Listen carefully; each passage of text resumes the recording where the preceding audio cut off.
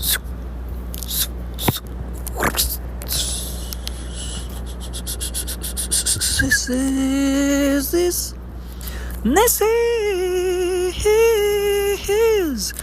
is the sound of a bit of a spark on the side of a matchbox, trying to make the connection a little bit more clear and understand how to try to proceed after encountering a couple peculiar little items that had a cross-understanding that we're trying to now uncross to be able to do this podcast. Welcome to the news, by the way. Welcome to the news. So, just about a day and a half ago, I had a bit of a peculiar instance where I was wandering in Brooklyn and there was an episode of rain. And for this reason, I got stuck under a bridge. And at the same time, I met a young fellow who I thought was in his 30s. But he happened to be quite young. He happened to be just a young chap, just past the ripe old age of 15, which was about the ripe old age that I was when I first started to formulate a mindset like a adult child. And so, for this reason, I guess I misunderstood and thought he was in his 30s and asked because he was kind of doing an interesting motion down the street what he was listening to in terms of music. Because we're in Brooklyn, there's a lot of young kids, and I was trying to get a little bit of inspiration from what he was listening to. So, based on the body movements, it looked like it was worth the inquiry, and so I sort of asked, and then the rain started, and so we kind of got trapped under this bridge, and so it was a little bit of a peculiar instance because it developed a little bit of a rapport, and from that rapport, it developed a little bit of a longer-standing understanding of where everyone was coming from and what the greater interests were for his long-term goals and mindset and alignment and certain tasks and interests and processes that he was encountering on a day-to-day basis. And with this in mind, it made me eventually come to the conclusion that I was in a reverse waking life situation. The waking life situation, meaning the movie The Waking Life, is what I'm referring to. That movie, The Waking Life, is something that I've always considered myself to be the main character of as I'm wandering and walking through different encounters and instances and talking to weird and interesting people in New York City or otherwise, talking about weird random finance items and spiritual finance and sometimes spiritual finance, but most of the time just like finance items and things that have to do with investing and such things, to open random conversations, not always for the purpose of promoting this brand, but just for the purpose of goodness and good times, I guess you could say. And this one particular instance happened to just have to do with somebody who happened to crosshatch with me in this peculiar instance where it developed a waking life situation where it was the reverse of waking life. It happened to be the reverse of waking life. The Waking Life movie happens to have to do with a young chap who's walking around and talking to a bunch of different people, and he learns a bunch of philosophy from talking to a bunch of different people, and it's an interesting movie. Definitely check it out if you've never seen the movie The Waking Life. It's very interesting and philosophy based, and so I've always considered myself to be the main character because he's the one main person who goes from one person to another, one conversation to another. However, I got the glimpse into what it was like to be on the other side of the scope, and I was the one who was the wise person in this instance, supposed to be at least that type of a mentor, type of a mindset, trying to bestow some information and some knowledge upon this young person. And I got this image, and this happened to happen during the rain, so it was very mystical and very much like something out of a movie, a little bit in terms of a setting, a scene, a scenario. And so in this moment, I was able to cast myself from the outside perspective back in and inwards, and it was the reverse late waking life situation. And so for this reason, it was sort of a peculiar but fun and interesting encounter because I came full circle with myself as a child. More or less, it's like a full circle scenario because I happen to have to realize and confront all of the scenarios and the pipelines and the processes and the journeys that I've traveled since the age of 15 up to the age of ripe old age of 25 years past that, which is a whole lot of time and a whole lot of weird things that you happen to no conceptual projections for in the meantime in terms of trying to develop any given directions at the time. And it's very interesting how you have to flow with whimsy and flow with like almost the wind in essence from that time. But at the same time, I try to bestow a bit of knowledge in terms of, yes, investing, but also things somewhat related to spiritual finance, but also just almost like meeting myself as a kid at the age of 15, which you're just starting to mature at that age, and trying to then therefore like kind of come full circle and like breathe, myself back into myself and like try to teach myself and like give myself mentorship from that age, from that perspective, back into that age, back into that time without knowing anything that would ever occur after that time necessarily. Obviously, if you're at that age, you have no idea. And so it was a little bit of a transposition based on kind of coming full circle and trying to be like on the other side of the philosophy, providing philosophy to the main character, who then is the main character in his own life, in his own body, in his own journey, obviously, but he's super young, and at the same time, Most young kids that age are typically surrounded by other people that are typically surrounded by other people that are that age, and nobody's thinking outside of that box in a typical fashion. So for that reason, I try to breathe as much old person, in other words, knowledge and information in a short period of time into the mind frame that he had when we were together, when we were spending time together. And at the same time, we stayed a little bit connected and started to continue to add value to that. And also, there's potential for the future, I suppose, to be able to continue to try to add value to that, almost like a mentorship, almost trying to conceptualize like a mentor type of relationship, type of dynamic. At least we exchange a little bit of contact information, and we're able to revisit that concept to be able to conceptually focus on trying to develop a mentorship type of dynamic, and for the purpose also of trying to give somebody a super head start if possible, with all the wisdom and all the knowledge from a lot of years of just sort of trials and tribulations, to be able to try to breathe that into some other person, to be able to give that value to someone in terms of actually being a mentor to someone for kind of the first time, I guess you could say, or entertaining that concept, or entertaining the concept of just trying to be that dynamic, to be able to really full circle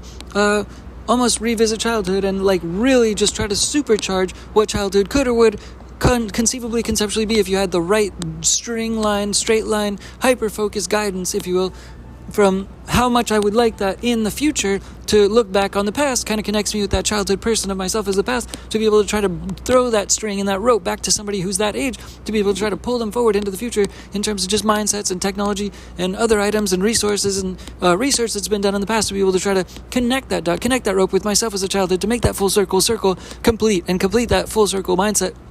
Going back into the past, going back into history, almost in that full circle waking life mindset, using that philosophical mindset to philosophically travel back in time, to be able to revisit the self, and revisited myself a little bit at that time, and was able to reflect on myself. So we did develop a little bit of a mentor relationship, and so I am giving a little bit of mentor guidance towards his direction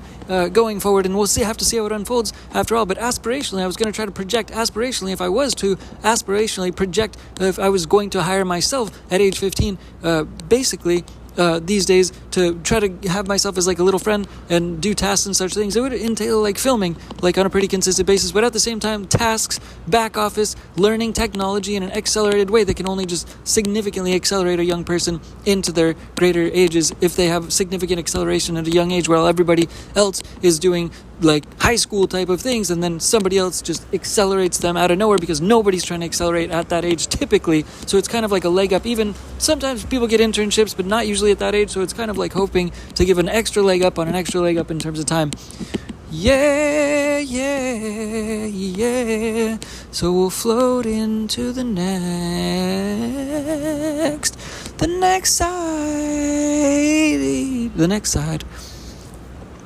side of the story whimsically blows me back into Manhattan, where, in essence, I was just kind of cruising, and I happened to meet somebody who on the street was a street artist, and it was not necessarily known, but it was a little bit of a peculiar encounter in a similar vein, very similar. I was already in the waking life mindset, and there was this cross-hatching where, in essence, the time and the cross of the street that I was at was a little bit murky and mysterious in the night again, sort of whimsically peculiar in the night. In Soho, where art is typically found and such things. But it was one of the street artists in Soho in New York City, which is very common and very often seen on the sidewalks, and 7 Souls Deep. And he was and he's very much in a costume, so it very much looks like Banksy the street artist, very much looked and had that outfit and that demeanor and that persona. But I had no idea until being able to recognize some of the situation of what was going on, but it also happened to be late at night, and so it was kind of a cool crossover to be able to see the street artist doing some of the street art in action and such things, but also at the same time very similar to Banksy. He's like the Banksy of the United States, you could say, because he wears the same costume, and it's very cool. It's very cool to have that encounter and that experience, and that crosshatches very directly and very much aligned with the waking life mindset, which we actually talked about a little bit. We had a little bit of an encounter speaking about the movie The Waking Life, and it was very peculiar how it was like a cross blend. It was to a certain degree, it was a cross blend of the movie The Waking Life, as well as Exit Through the Gift Shop. Exit Through the Gift Shop. Exit Through the Gift Shop is the movie about Banksy, and then they film the movie about Banksy, but it actually becomes about the person who's documenting the film, whose name is Mr. Brainwash by the end of the film. And so it's kind of a cool movie, definitely worth checking that out as well. So we had that crosshatch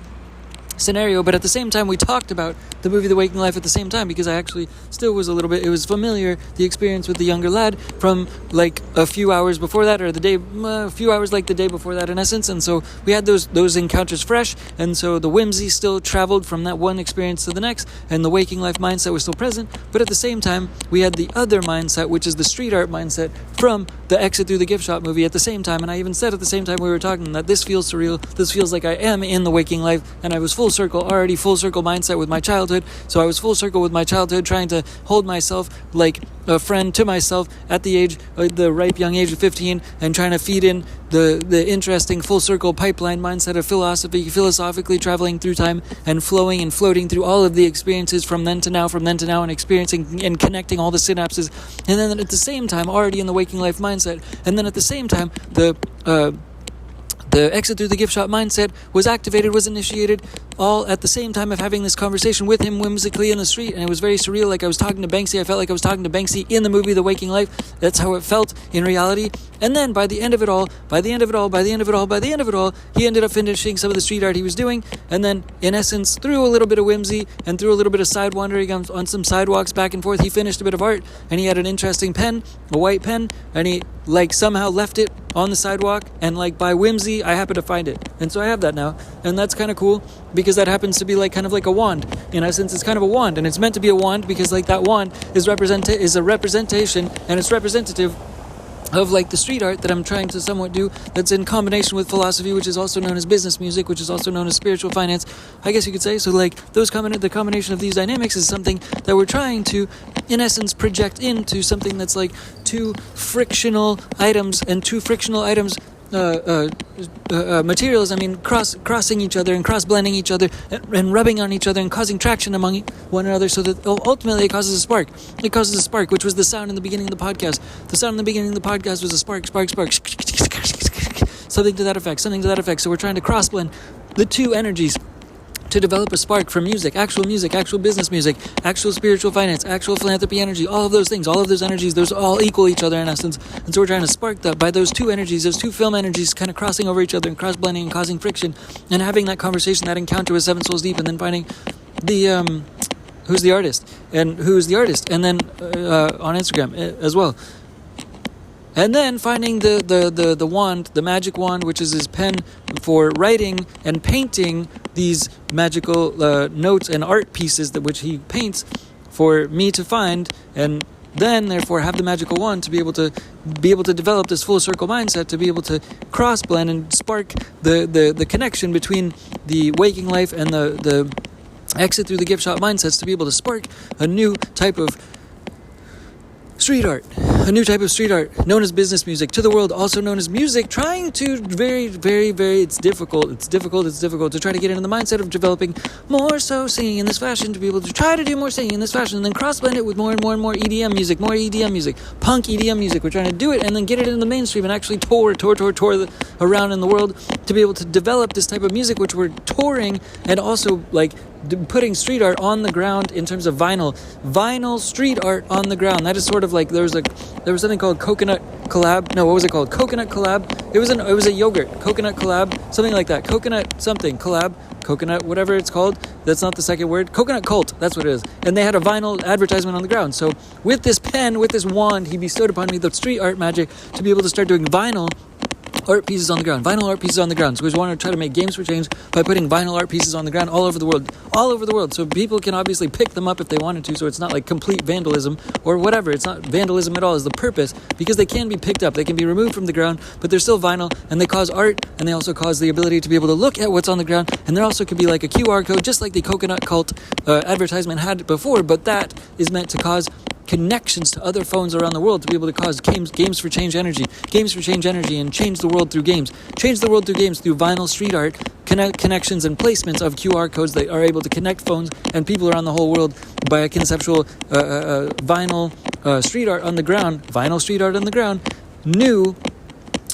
process that was bestowed upon me by this magic wand, white pen, that was somehow magically transferred, whimsically transferred somehow to me, and I found it ultimately to following the connection with Seven Souls Deep, which is cool. So beyond that, though, the interest to try to spark between these two energies, spark actual business, like actual music, though, too, and like play music to audiences. Play music to audiences is very difficult. It's very difficult to align to larger audiences, trying to continue to play music, trying to conceptualize touring,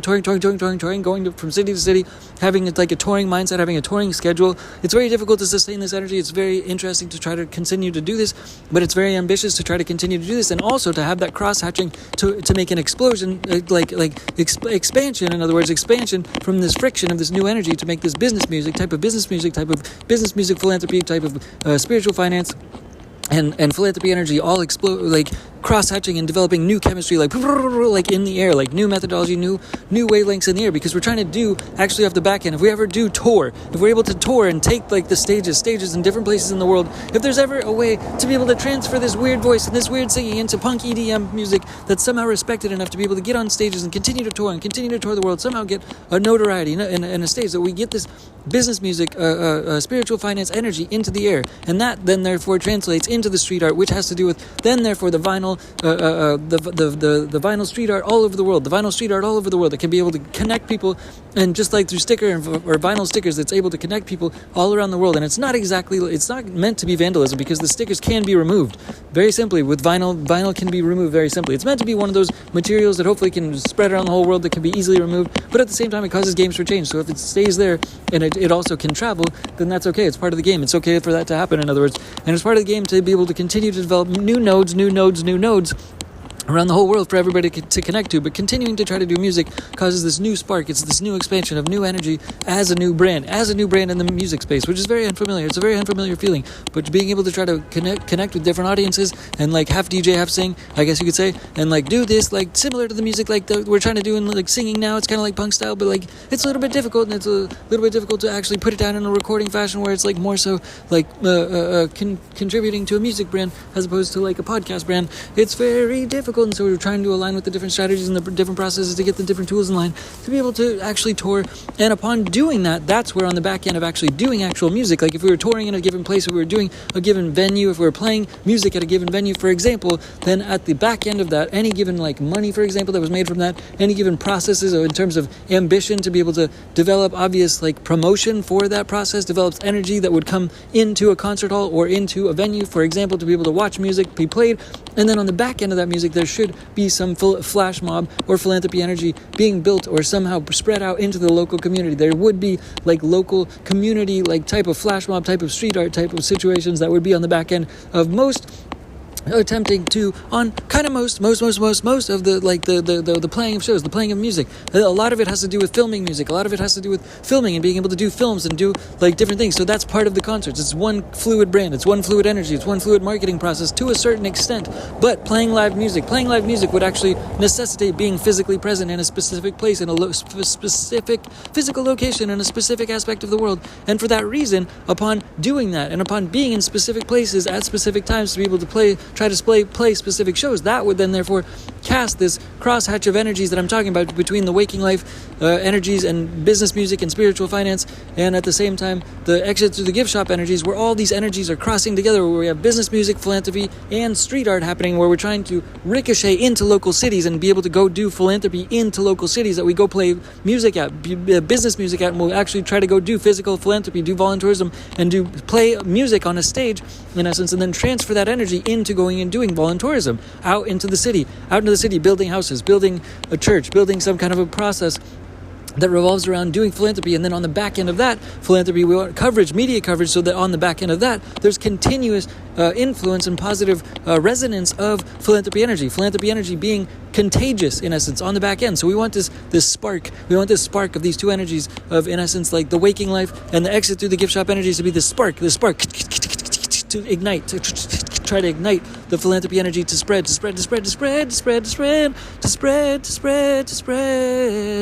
the whole world. Yes. All right, thanks again. For now, Dinky Tech, Change for Games Studios. Bye, peace, bye.